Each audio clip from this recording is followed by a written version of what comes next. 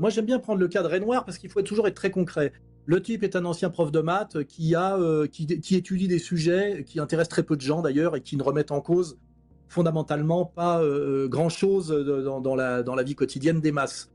On arrive à mettre en branle des forces de police démesurées pour aller l'arrêter, par exemple, en Écosse, le mettre en prison, demander son extradition, l'extrader, le faire condamner.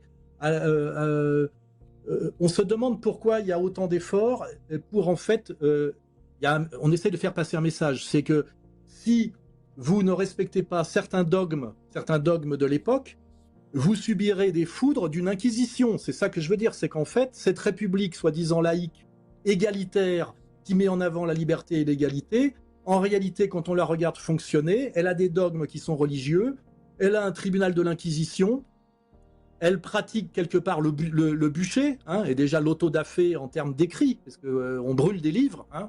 D'ailleurs, on brûle de plus en plus de livres aujourd'hui au nom de la République, alors qu'on prétend que les brûleurs de livres sont les totalitaires. Hein, ça, on fait toujours référence aux mêmes époques. Hein. Moi, ce que je vois, par exemple, un jour, j'ai écrit un livre avec Éric Nolot, qui s'appelait Dialogue désaccordé. Je dialogue avec Éric Nolot dans un livre très respectueux.